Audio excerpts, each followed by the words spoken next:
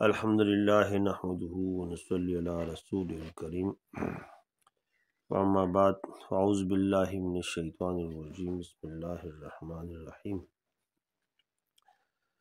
عما یتساءلون عن النبأ العظیم الذی هم فیہ مختلفون کلا سیعلمون ثم کلا سیعلمون صدق اللہ العظیم۔ دوستو بزرگوں، آج سے ہم جو ہے تو قرآن پاک کی آخری سپارے کا ترجمہ شروع کر رہے ہیں۔ آج ہمارا پہلا درس ہے، اس میں میں آپ کو پہلی 5 آیات کا ترجمہ اور تھوڑی سی تفصیل اس کے بارے میں بتاؤں گا۔ اس سورت کا جو نام ہے، مشہور نام، وہ ہے سورت نبا۔ 30ویں سپارے کی یہ پہلی سورت ہے۔ اس سورت کا ایک نام سورت التسائل بھی ہے اور ایک نام اس کا عما یتساءلون بھی ہے اور ایک نام اس کا سورت المعصرات بھی ہے۔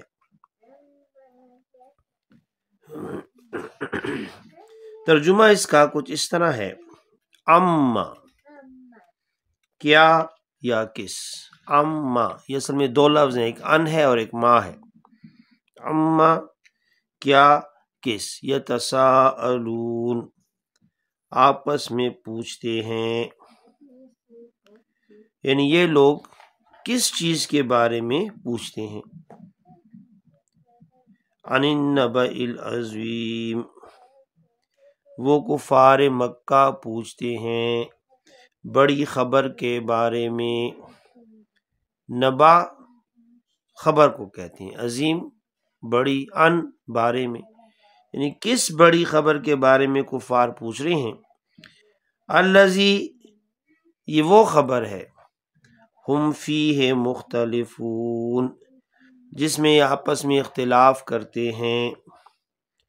کلا ہرگز نہیں، سیعلمون ان قریب یہ جان لیں گے، ان کو پتہ لگ جائے گا۔ ثم پھر، کلا ہرگز نہیں، سیعلمون ان قریب یہ جان لیں گے۔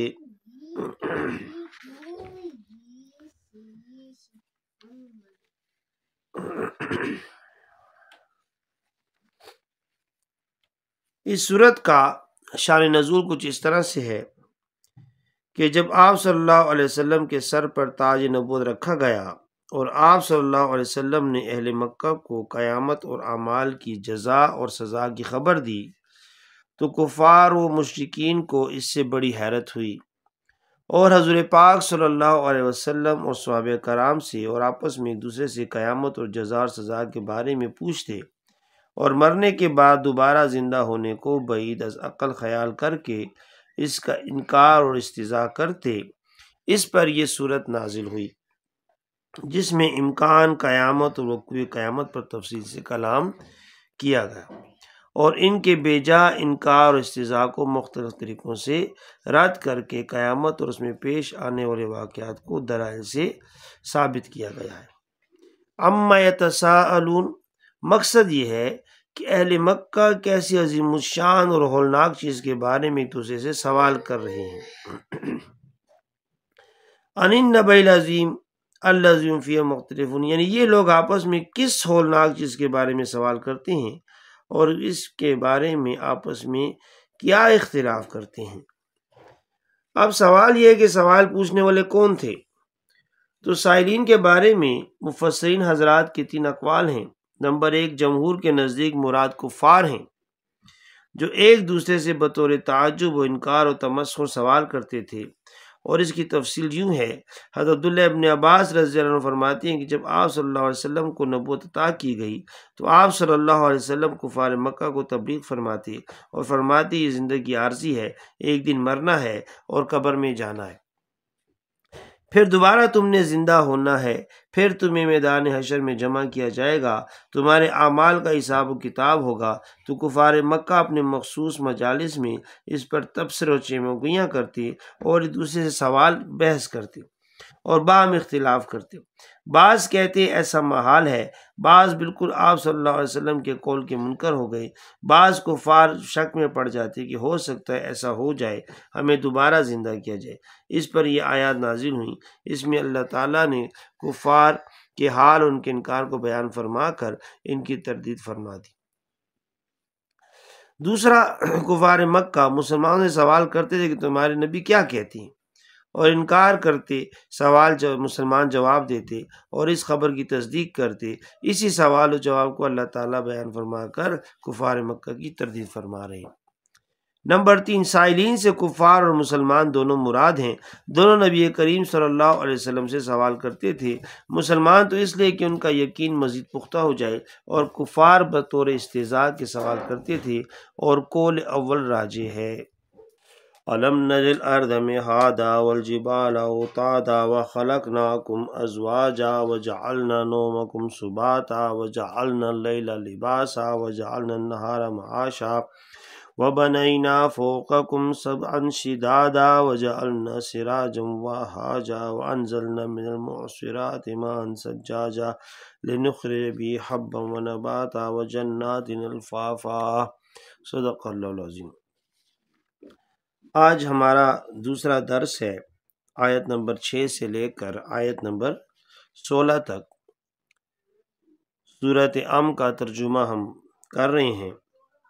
تو الم نجعل الارض مہادا، کیا ہم نے نہیں بنایا زمین کو، مہادا بچھونا، والجبال اوتادا، اور پہاڑوں کو میخیں، وَخَلَقْنَاكُمْ أَزْوَاجًا، اور ہم نے تمہیں پیدا کیا جوڑے جوڑے، وَجَعَلْنَا نَوْمَكُمْ سُبَاتًا، اور ہم نے بنایا تمہاری نیند اور تمہاری نیند کو آرام کا ذریعہ، وَجَعَلْنَا اللَّيْلَ لِبَاسًا، اور ہم نے بنایا رات کو تمہارا اوڑھنا، تمہارا لباس، پردہ بنا دیا، وَجَعَلْنَا النَّهَارَ مَعَاشًا، اور ہم نے بنایا دن کو معاش کا وقت، یعنی رزق کمانے کا ذریعہ، وَبَنَيْنَا فَوْقَكُمْ سَبْعًا شِدَادًا، اور ہم نے بنایا تمہارے اوپر 7 مضبوط آسمان۔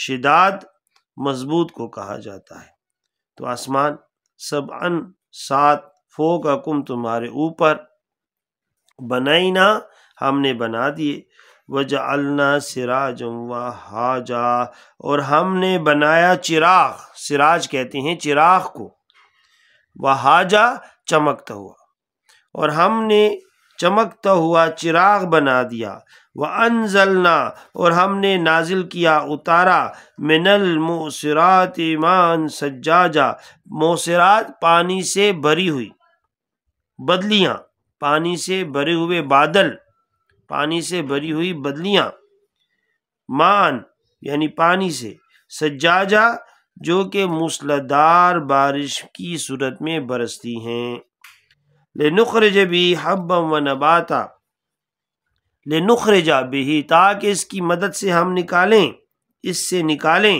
حبن دانا، و نباتا اور اناج، وجنات الفافا، اور جنات مطلب باغ پتوں والے، لپٹے ہوئے، الفاف لپٹے ہوئے، تو ہم اس سے نکالیں باغ پتوں والے، لنخرج بھی حبا و نباتا، اور نکالے ہم اس سے دانا، اناج اور پودے، سبزیاں، نبات سبزی، وجنات اور باغ، الفافا جو پتوں سے لپٹے ہوئے ہیں۔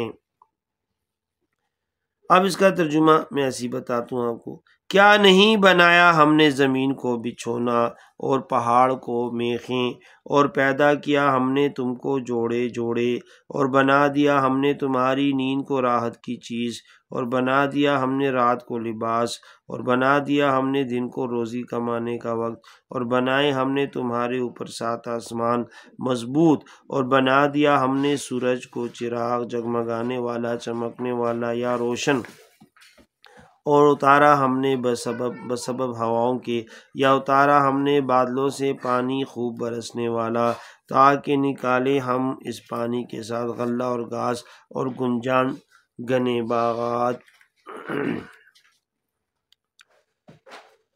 ان آیات کا گزشتہ آیات کے ساتھ ربط کچھ اس طرح ہے۔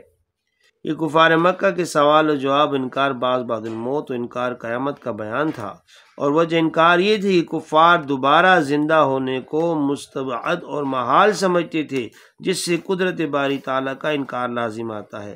ماں بعد والی آیات میں اللہ جل شانہ تو عظیم الشان نشانیوں کا ذکر کر کے اپنی قدرت کاملہ اور سند کے عجیب و غریب مناظر بیان فرما رہے ہیں، جس سے ثابت ہوتا ہے کہ جو ذات ایسی عظیم الشان قدرت کی مالک ہے، جس نے اتنی بڑی زمین بنا دی، اس پر بڑے بڑے پہاڑ رکھ دیے، آسمان عظیم بغیر ستون کے کھڑا کر دیا، کیا وہ ذات اس چھوٹے سے انسان کو دوبارہ زندہ کرنے پر قادر نہیں ہے؟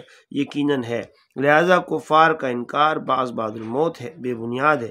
نیز اللہ سبحانہ و تعالیٰ اپنے انعامات کا تذکرہ فرما کر کفار کو متوجہ فرما رہے ہیں کہ ان نعمتوں کا تقاضا یہ ہے کہ تم اللہ تعالیٰ کی نعمتوں کا شکر ادا کرو، کہ اس کی توحید کا اقرار کر لو۔ جزاک اللہ خیرہ۔ یہاں پر ایک سوال یہ ہے کہ بنا کا لفظ تو بنیاد کے لیے استعمال ہوتا ہے، نہ کہ چھت کے لیے۔ آسمان تو سقف ہے، اس پر بنینا کا لفظ کیوں استعمال کیا، اور یہ کیوں بولنا درست ہے؟ اللہ تعالیٰ اس سے ارشاد فرمانا چاہتے ہیں، اللہ تعالیٰ اس سے اشارہ فرمانا چاہتے ہیں کہ آسمان اگرچہ سقف ہے، لیکن مضبوطی کے اعتبار سے بنیاد کی طرح ہے۔ حاضر المرام، اللہ عالم، جزاک اللہ خیر۔